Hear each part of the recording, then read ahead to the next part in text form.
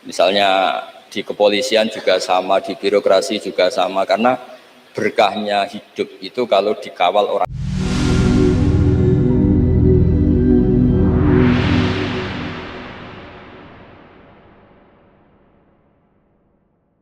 Ini kalau sekedar dugi ini pun jadi anak yang berakhlak karimah. Terus kalau buatan perlu nyampe nomor itu kata-kata tekotok ini pun soleh pol pergi diutus neng Aina lewat Gus Subab. Gus Subab itu putrane Mbah Mun. Terus kalau diteror satu orang nggak mandi ya dua orang. Semua teniku kabeh diteleponi dulur kula Gus kula. Sing dereng ditelepon malaikat Jibril mawon. Untuk memaksa kula hadir. Sekolah wau matur Bu Khofifah kula niku hanya mau undangan orang sepuh. Ternyata orang sepuh itu banyak. Teng Mbah Hamid Pasuruan sepupu Mbah kula, teng mriki gurune Mbah Maimun. Terus riyen Mbah Mun ngaji teng Lirboyo. Terus keluarga Lirboyo kadose memanfaatkan hak maksa. Kalau cerita sing ringan-ringan mawon bahwa benar Bu Khofifah tadi berkah itu dimulai dulu itu ada Bahsul Masail begini Bu Khofifah. Agak Bahsul Masail itu agak benar tapi ya benar. Gimana hukumnya polisi dari perempuan atau gimana hukumnya wanita jadi polisi.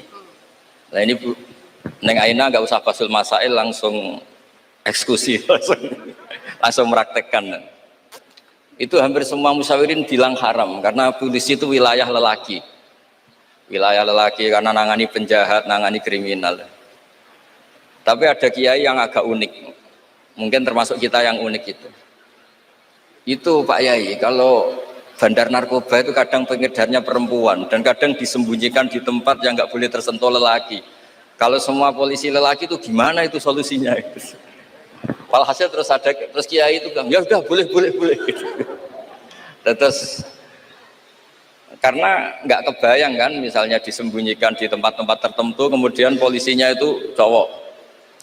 Semenjak itu terus ada maklum kalau polisi itu dari perempuan. Saya tidak tahu Arisalah ngirimkan yang diterima di Akpol itu berdasar fikih itu apa enggak tahu. Tahu yang jelas itu ada fikihnya juga. Jadi makanya mendengar itu penting karena barokahnya mendengar itu kita menjadi tahu cara pandang orang lain. Dulu itu orang mengira kalau kiai besar diundang di musola kecil gak datang itu dulu dikira keangkuhan. Tapi semenjak ada sudut pandang, terus niki sekaligus hormat nama Arisalah. Arisalah itu nama yang meminta namanya Abdurrahman bin Mahdi. Ya ini tadi saya juga memberi hadiah sama Gus Sofa sama Gus Alawi kitab Ar-Risalah. Kemudian ditulis tebel sampai sekitar 700 halaman namanya kitab Ar-Risalah. Di situ ada kaidah-kaidah cara menganalisis Quran dan hadis.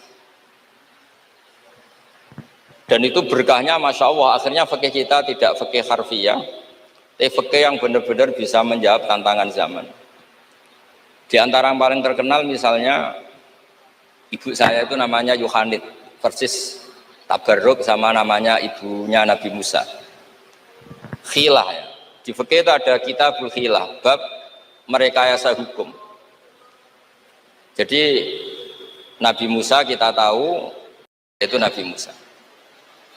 Setelah itu Nabi Musa kecil disusui siapa aja nggak mau. Ini cerita kecerdasan perempuan zaman itu sudah cerdas. Jadi sebelum sekolah Arisalah juga ada yang cerdas ya. Terus gini Bu, ibu Nabi Sinten Musa, itu cerdas sekali. Dia minta saudaranya supaya meneliti ini larungan Nabi Musa sampai mana. Singkat cerita ngerti kalau itu ditemu Fir'aun. Ketika cari perempuan yang menyusui, tidak ada yang mau Nabi Musa. Wa harramna alihil maradi, semuanya menolak. Singkat cerita, saudaranya ini bilang hal adulluka ala ahli baiti yakfulunahu lakum. Ini saya tunjukkan keluarga yang mungkin susuannya pas dengan Nabi Musa, dengan Musa kecil. Lalu pengawal-pengawal Fir'aun itu curiga, loh kok tahu? Sebab itu untuk menghilangkan curiga dia bilang, tapi mintanya bayaran itu tinggi. Jadi berkahnya minta bayaran itu malah dikira ini benar-benar orang lain. Karena kalau ibunya sendiri pasti tidak minta bayaran. Jadi ini cerita, jadi mulai dulu perempuan tuh pinter ngerekayasa. Ya agak ruwet nih. Jadi kita ini partai-partai yang kalah sama ibu, kalah sama apa saja lah, sama Bu Nyai. Ya. Kalau santri ditanya, takut mana Bu Nyai sama Pak Yai? Mesti jawabannya takut Bu Nyai. Itu ijma itu, sudah ijma. Karena kiai itu lebih sabar itu. Kalau kata Bu Nyai enggak, kiai itu lebih pelupa. Jadi kalau ada masalah gampang lupa. Saya dapat dua nikmat, dia ketemu putranya, sekaligus dapat uang dari Fir'aun. Jadi Quran kalau mencontohkan perempuan itu luar biasa. Ada lagi contoh Asia. Perempuan itu memang misteri. Ada yang istrinya Fir'aun jadi wanita hebat, yaitu Asia. Ada yang harusnya solihah kelas papan atas karena istrinya Nabi Nuh, malah enggak. Sehingga pola-pola fikih perempuan, saya ulang lagi, pola-pola fikih perempuan itu Imam Syafi'i ngarang itu kalau sudah tentang perempuan itu ya pusing. Jadi ternyata pusing itu kalau ditarik ke atas itu dulu Rasulullah itu menghadapi Aisyah sama Fatimah itu ya pusing. Itu kalau Halah datang, Halah itu saudaranya Khadijah. Itu kalau datang itu betapa hormatnya Rasulullah. Makasih kamu datang mengingatkan pada Sayyidah Khadijah gini-gini. Itu Sayyidah Aisyah cemburu. Kenapa engkau mengingat Khadijah terus padahal Allah sudah mengganti yang lebih cantik daripada yang sudah tua. Pokoknya menyebut ajus itu tua, yaitu Khadijah. Gantian Sayyidah Fatimah yang tersinggung karena ibunya disebut ajus, tua. Nabi itu cara ngelola dua wanita ini, yang satu bangga dengan kecantikannya dan keperawanannya, dan Sayyidah Fatimah tertekan karena ibunya jadi korban, yaitu dianggap sepuh. Itu Nabi cara menyelesaikan itu unik. Bilang gini, Fatimah, kamu bilang ke Aisyah, sehebat-hebatnya kamu itu perawan dapat duda. Sementara ibuku janda dapat. Ini cerita, jadi ngelola perempuan itu ribet. Jadi kalau terlalu ke Aisyah, Sayyidah Fatimah cemburu. Kalau terlalu ke Sayyidah Khadijah, Sayyidah Aisyah cemburu. Jadi ya nggak ada solusinya memang. Jadi kalau kiai ngaji fiqhul mar'ah itu, fiqhul nisa itu nggak ada selesainya. Kata Nabi, khuliqat min dila'in a'wad, didesain dari iga yang bengkok. Indahab tatuqimuhu kasartah. Kalau kamu memaksa lurus, patah. Kalau kamu biarkan tetap bengkok. Ya kalau jalan harus bengkok ya biar bengkok aja, tidak usah dipaksa nopo lurus. Terus kalau suwon terutama teng Gus Sofa, Gus Alwi, teng putra-putra neng Aina, Ar-Risalah itu menjadi inspirasi hukum. Dulu zaman Imam Ghazali ada orang pamit mau jadi ahli fikih. Sama Imam Ghazali nggak boleh, udah kamu jadi dokter saja. Terus ditanya, kenapa engkau sebagai ulama kok malah fatwa saya jadi dokter? Kata beliau, banyak negara Islam yang karena nggak ada yang belajar dokter harus berobat ke dokter yang non Muslim. Begitu juga di dunia ekonomi, di dunia politik dan seterusnya dan seterusnya. Jadi itu yang dikenal dengan usul fikih. Dulu Imam Syafi'i itu bencinya sama orang kaya itu Masya Allah, karena beliau lahir miskin dari komunitas miskin. Dan beliau referensinya miskin itu lebih menyelamatkan karena lebih ringan hisabnya. Itu malaikat bagian hisab. Kalau hisab orang miskin kan pusing, nggak ada yang bisa dihisab kan.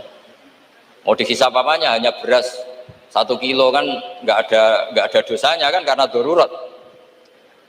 Tapi setelah beliau ngaji usul fikih, masyhur itu. Beliau datang ke Muhammad bin Hasan As-Syaibani. Ini asal usul beliau ngarang kitab Ar-Risalah. Itu emas itu tumpuan di meja. Kalau ngitung uang itu di depan umum, makanya ini juga jadi fikih. Makanya menurut saya kiai-kiai itu kalau ngitung uang banyak kesunatannya di depan umum, biar orang nggak kepikiran nyalami template. Karena uang kiainya sudah banyak. Itu Muhammad bin Hasan As-Syaibani itu kalau ngitung uang di ruang tamu.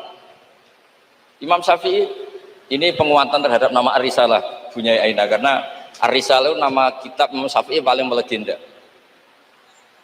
Kenapa engkau ngumpulkan uang sebanyak ini? Engkau orang alim. Biasanya orang alim itu gak suka uang, gak suka harta.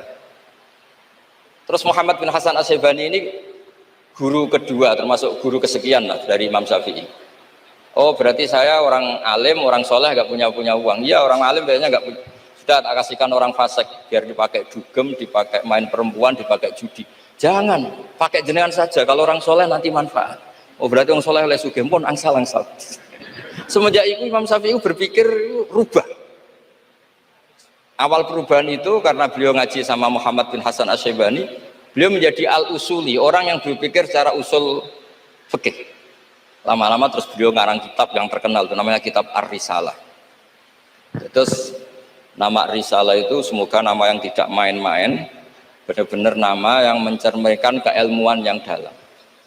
Karena di kitab Ar-Risalah itu Imam Syafi'i benar-benar menganalisis cara al-istinbat minal kitab wa sunnah. Ya, terus beliau kalau ditanya masyhur itu ya, apa dalilnya perempuan misalnya mimpin, beliau cerita ini wajat tumro'atan tamlikuhum wa utiyat min kulli syai'. Semuanya itu ada dalil. Meskipun nanti ada aturan-aturannya, tapi Imam Syafi'i itu begitu fasih. Dan ini bisa kita lihat kalau kita belajar kitab Ar-Risalah, karena logika yang dibangun kayak tadi. Boleh nggak perempuan jadi polisi? Pertama pilihannya pasti tidak boleh, karena ada wilayah-wilayah yang ekstrim. Takut diperkosa, takut mengalami pelecehan seksual, macam-macam. Tapi ketika pertanyaannya dibalik, ketika kejahatan ada yang bentuknya nyuwun sewu pemerkosaan dan harus dites, terbukti tidak diperkosa apa enggak, apa-apa. Terus kalau polisinya lelaki semua itu gimana? Begitu juga dokter kandungan. Dulu tuh geger, dokter kandungan tuh boleh enggak dari lelaki? Geger. Tapi setelah Basul Masail didatangkan dokter kandungan, itu dari 10 yang tes, itu yang lulus lelaki semua, yang perempuan nggak lulus. Karena ketika melihat pendarahan, si perempuan ini kaget terus pingsan. Akhirnya yang dablek-dablek ini yang lulus jadi dokter. Nah, akhirnya terus mulai ahli fikih itu mikir dari penjelasan tadi. Apalagi kalau menunggu lama, terus jaraknya jauh, dia harus ke tempat prakteknya malam-malam. Kan kadang bayi juga mintanya lahir 1:30 dini hari. Nah, itu kan juga repot itu kalau singkat cerita akhirnya mau tidak mau ahli fikih ini mendengar dengan kondisi-kondisi seperti itu. Lagi-lagi jawabannya di kitab Ar-Risalah. Jadi kitab Ar-Risalah itu kitab di mana Imam Syafi'i itu berargumen. Sama seperti tadi, kiai besar diundang di musola kecil itu kalau nggak datang dulu dianggap sombong. Mentang-mentang sudah besar diundang musola kecil nggak mau. Tapi setelah ada fikih itu, pikirannya dibalik. Wong jatah kiai cilik kok dijupuk yo. Nah itu kalau toko-toko besar boleh di kampung-kampung kan kasihan yang ibu-ibu pedagang. Nah sekarang kalau kiai besar, payune kiai desa pendak manakipan ae sing kiai ini teko, kiai gede. Apa dadi lakone ra sida kan begitu. Wong saya berkali-kali ngalamin tuh, kalau saya nggak datang di acara-acara gitu, mesti kiai kampungnya matur nuwun Gus jenengan gak teko, muga teko. Ya karena mereka jadi lakon kalau saya datang kan mahjub. Nah itu kan terus jadi mindset fikih juga. Ternyata cara pandang, oh nak teko kiai yang sopan, kiai gede kok diundang nemu musola cilik teko. Itu mungkin kata orang banyak seperti itu, tapi tanyakan kiai RT itu. Sopan nopo, jupuk rezekine wong kan begitu. Nah, fikih-fikih seperti ini itu adanya di kitab Ar-Risalah itu. Jadi Ar-Risalah itu kitab yang luar biasa. Jadi berkali-kali kalau matur sudut pandang itu harus kuat. Ya, sudut pandang itu harus kuat. Ya tadi, misalnya Imam Syaroni dulu itu ditanya, kenapa engkau sekarang suka jadi orang kaya padahal dulu Anda senang jadi orang miskin? Beliau cerita ada ulama ditanya seperti itu terus ngendikan li'afuza billadzatil khitab, supaya saya kalau ada khitabnya Allah itu tidak ngenes. Khitab apa? Wa anfiqu fisabilillah, kamu harus berderma di jalan Allah. Uang saja tidak punya kok disuruh berderma, supaya kalau baca Quran itu tidak ngenes teman-teman gitu. Misalnya wajah itu bi amwalikum, saya tidak punya harta. Ya semuanya walhasil saya minta lah, baru karena kitab Ar-Risalah itu yang miskin dia seneng karena nanti tidak ada hisab, yang kaya juga seneng karena lebih manfaat pada orang banyak, yang nggak jabat ya seneng karena meringankan hisab, yang jabat seneng karena pahalanya banyak karena ngurus orang nopo banyak. Kulo nu asline terkenal iki mboten seneng. Nganti sakniki kulo mboten nate ngurus median mboten nate. Wis pasrah pangeran sebuah urusan. Tapi donga menolak itu nggih mboten wani kulo mbek pangeran. Mergo engko nak sing wong carane ngaji gratisan nggih liwat wong koyo kula-kula ngeten iki. Karena kalau yang terkenal itu semuanya matre, itu juga repot umat. Tapi nak kula terkenal kula yo repot. Wis la haula wala quwata illa billah wa hasbunallahu wa ni'mal wakil. Jadi kalau suwon niki memang diminta ngaji ilmiah ya. Kalau minta pondok ini harus menjadi pondok ilmiah. Yaitu misalnya ada dokter yang muslim, muslimah, soleh, solihah, anggap saja itu awal dari praktek islami di dunia apa? Kedokteran. Misalnya di kepolisian juga sama, di birokrasi juga sama, karena berkahnya hidup itu kalau dikawal orang soleh.